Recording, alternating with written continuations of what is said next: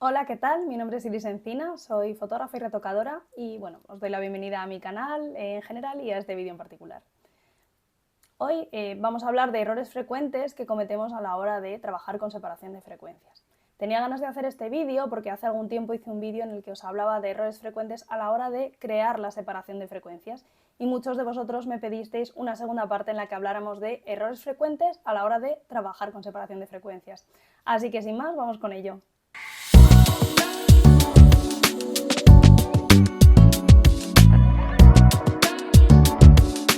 Bueno, pues vamos a ver los errores frecuentes que suelo ver en separación de frecuencias.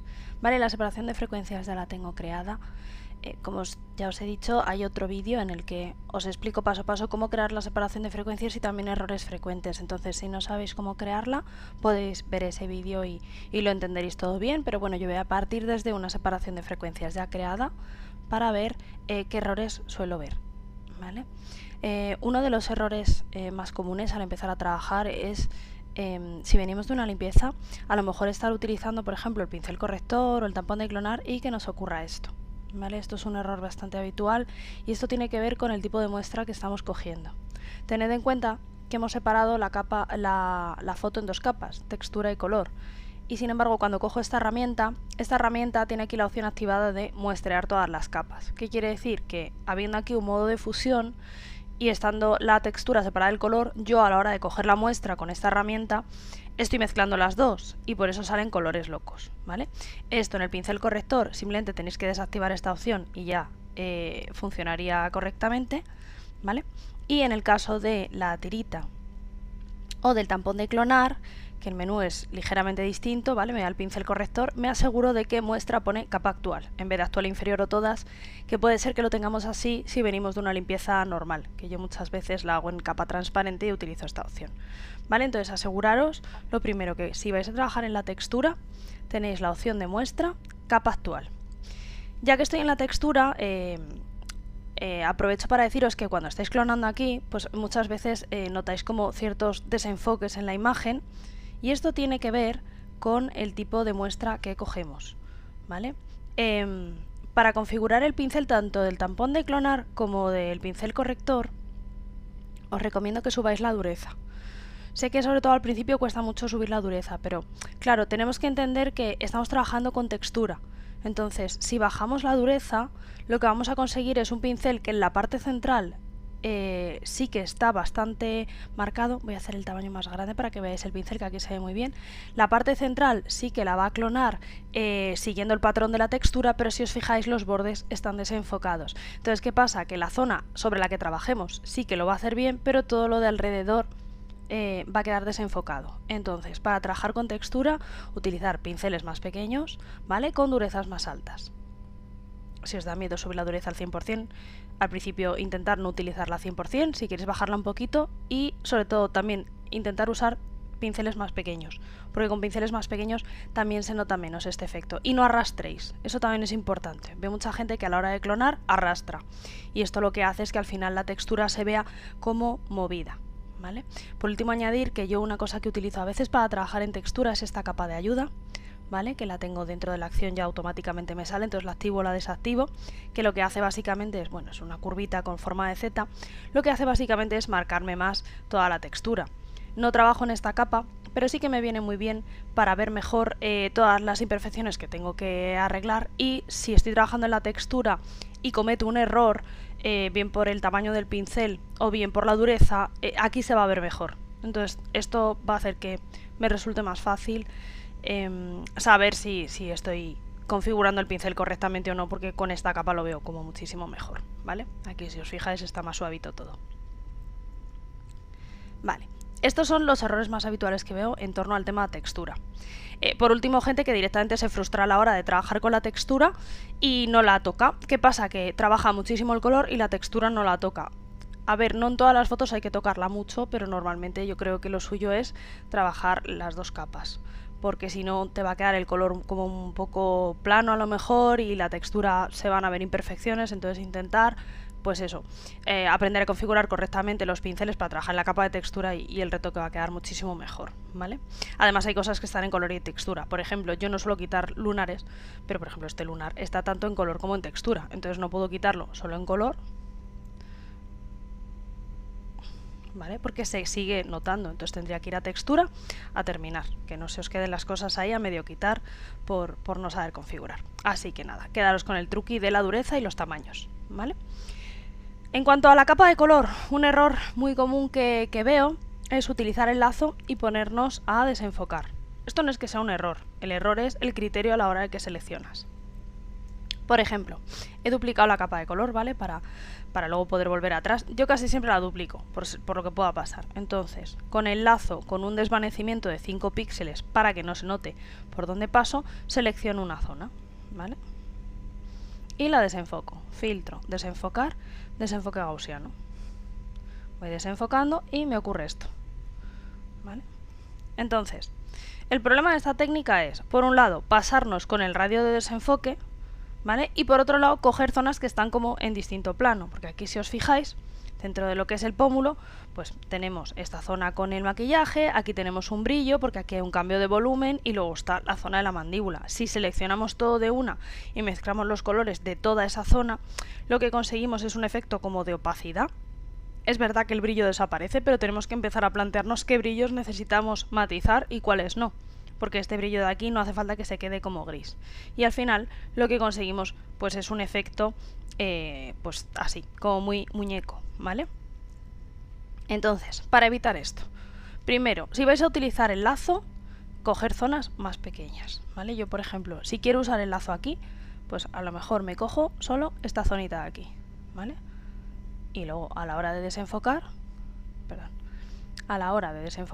desenfocar muchísimo menos. Desenfoque gaussiano, ¿vale? Yo tengo aquí 42. Esto normalmente es un montón. Quizá entre 6, 13, es que depende del tamaño de la foto y tal, es suficiente, ¿vale? Esta foto la tengo en zoom todo el rato, pero para que la veáis entera es así. Fijaros qué manchurrón le he dejado en la cara, ¿vale? Otro problema que también tiene esta herramienta es cuando nos acercamos a zonas tipo el cambio del pelo, por ejemplo, al cuello o similar, ¿vale? Porque cuando nos acercamos mucho a un borde,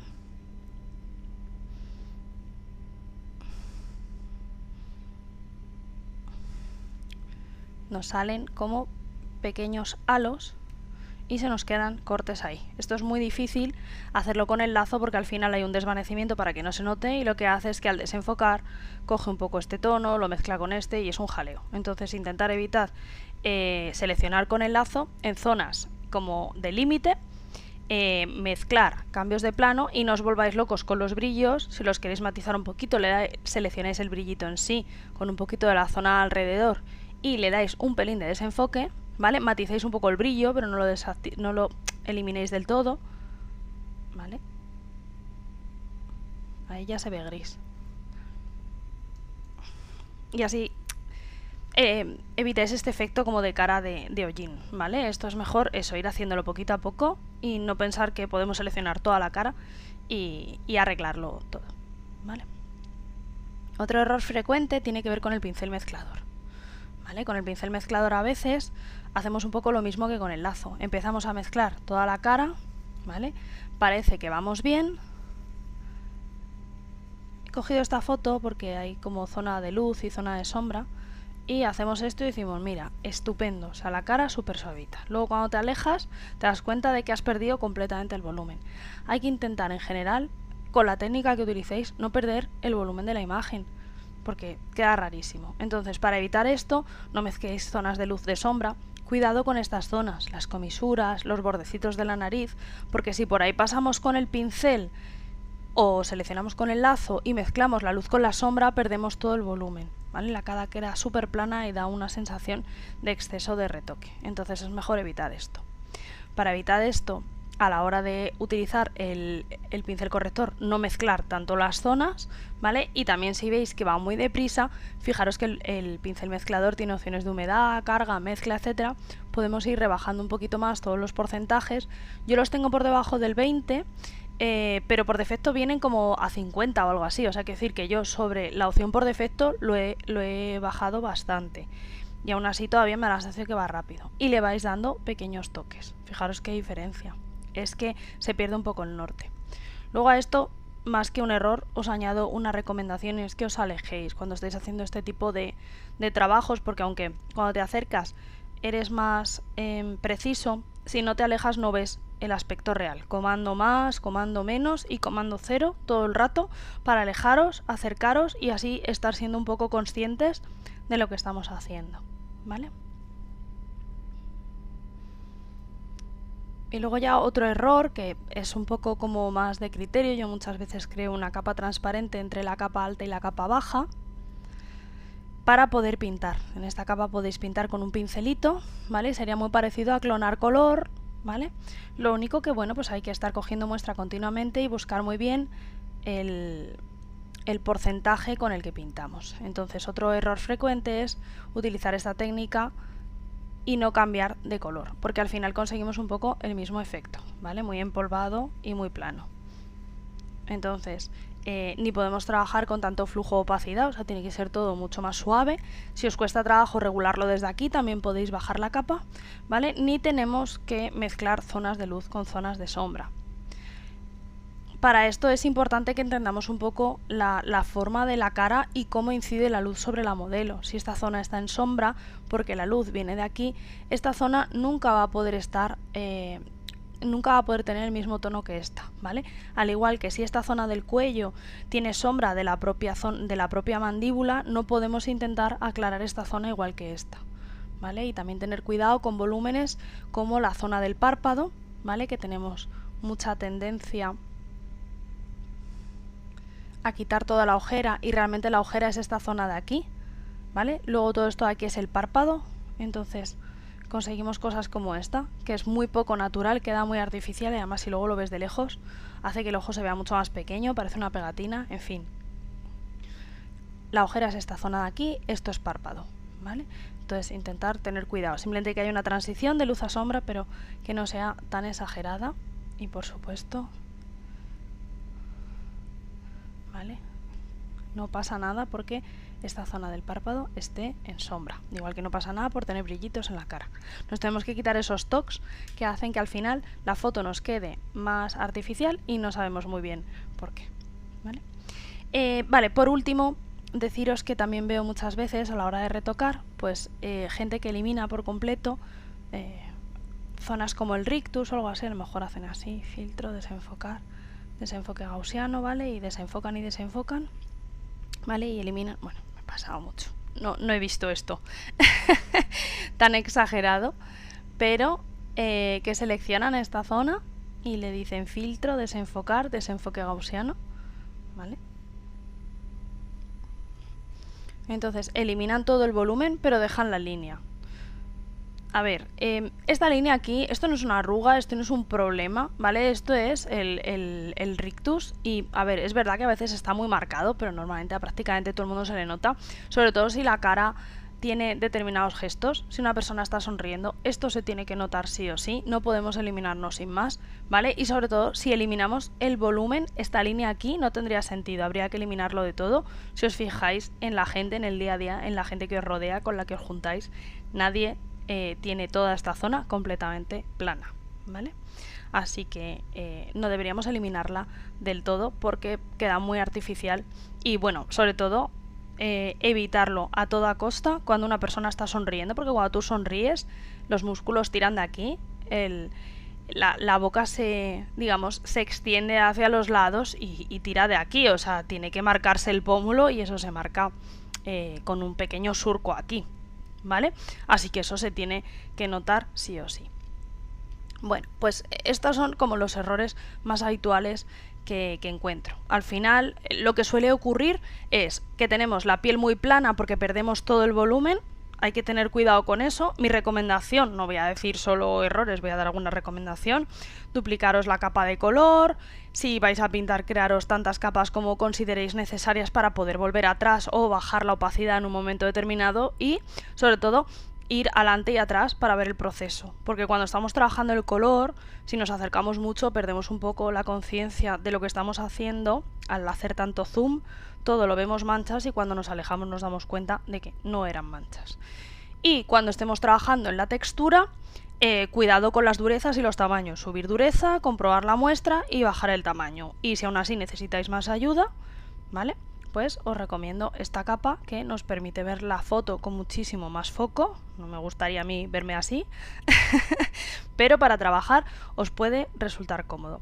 Y bueno, pues con estos errores y recomendaciones, espero que a partir de ahora hacer un trabajo de retoque con separación de frecuencias os resulte más cómodo, os perdáis menos, consigáis acabados más naturales en menos tiempo.